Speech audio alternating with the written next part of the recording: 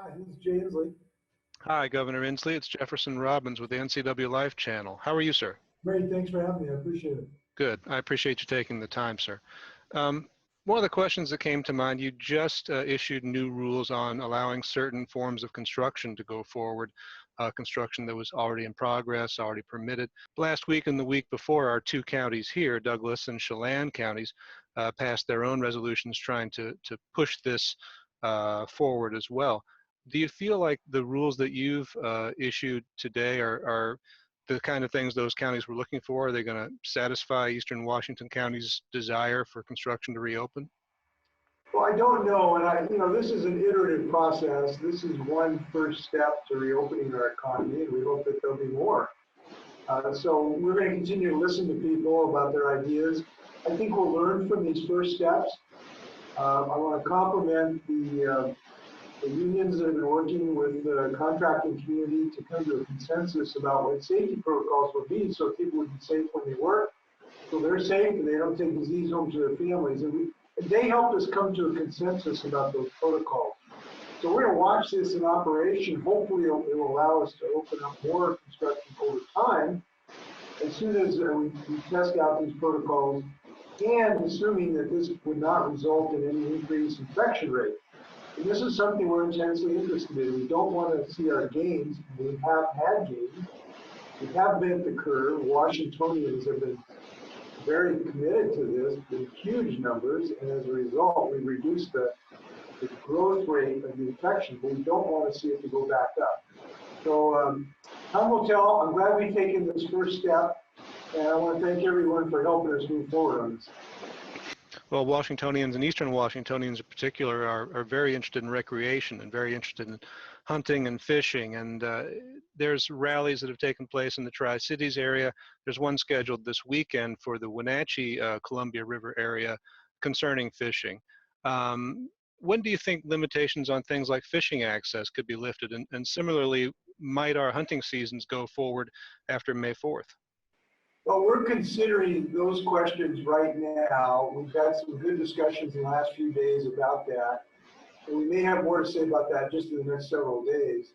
All of these things were designed to reduce the interactions of people. When you're driving to the fishing hole with your buddy and you're interacting and you stop by the convenience store, the whole goal of these things was to reduce physical interactions. That has had a beneficial impact. We think we reduced those by 50% or so in the state. And that has been a success because it has reduced the number of people who are getting the infection and the number of people who would otherwise die. We've lost over 650 of our fellow Washingtonians, as you know. This has been a very tragic event for so many families. So it has had some success, but now we believe we can look at opening up some of these things. And as I said, we're considering those next steps. And I know people want to go hunting and fishing. One of the happiest days of my life was I knocked him down Lake Victoria after a 5-hour hike up in the icicle drainage. So I know people are anxious. We'll make some decisions in the next few days. Some of those sentiments having to do with hunting and fishing and the sentiments I've seen expressed about construction sort of come back to the idea that Eastern Washington and rural Washington are just distinct enough from urban Washington to perhaps live and play by different rules under the coronavirus pandemic. What's your response to that particular idea? Well, we wish that this virus was just, walled off in the Puget Sound area, but it's not. We've had big outbreaks in Yakima. We've seen a meat packing plant in Tri-Cities have to shut down. We currently have a large outbreak in an agricultural workers camp in the Chelan area. Then Adams County had a very significant increase. So unfortunately, this virus crosses county lines, and it's very dangerous, and we've lost people in Eastern Washington. There's a lot of tragedies there. So I don't think it's so different that we should not be aggressive in our efforts.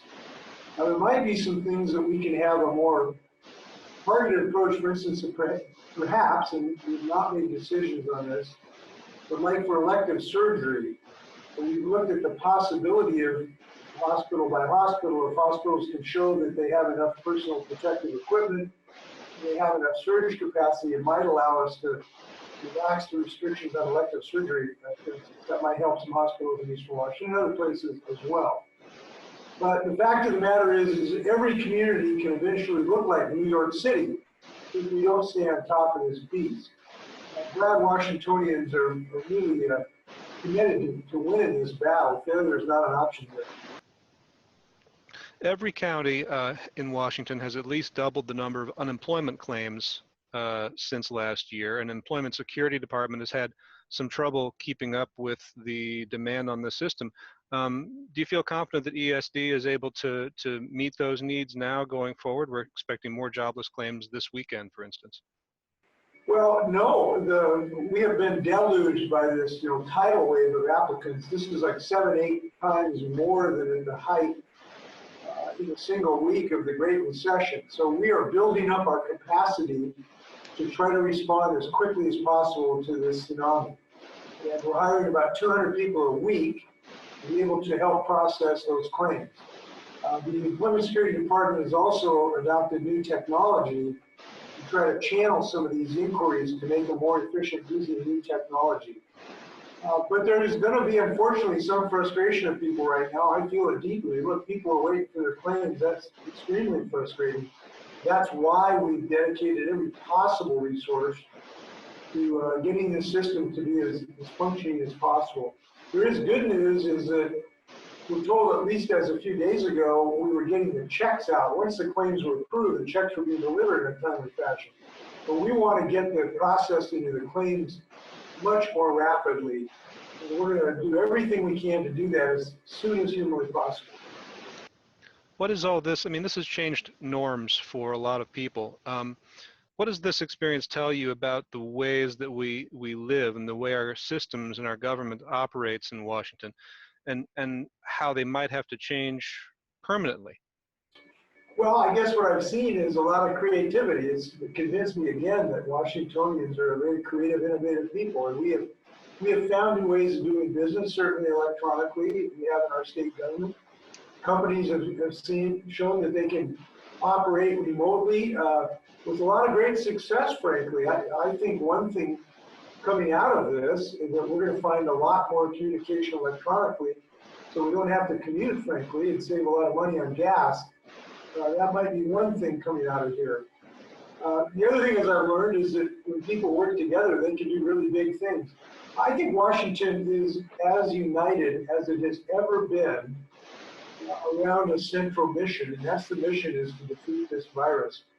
I saw a poll the other day, I think it was this morning, like 75 or 77% of people were committed to this mission and believe it has been a success. We couldn't get 77% to agree on, what day was Thanksgiving usually in the state of Washington. And we're seeing massive compliance. People are following this. They are staying home in large numbers. We've reduced physical interactions by maybe 50%. And this is really hard slogging. This is just tough. I mean, my brother and sister-in-law in East Wenatchee, they don't get to see, my 102-year-old mother-in-law is frequently. And this is hard work, but people are doing it because they understand that life itself is at stake. I'm just glad to be able to say how proud I am of our state right now. The rest of the country is paying attention. There are a lot of calls asking how we've been successful here. I'd like to brag about our state.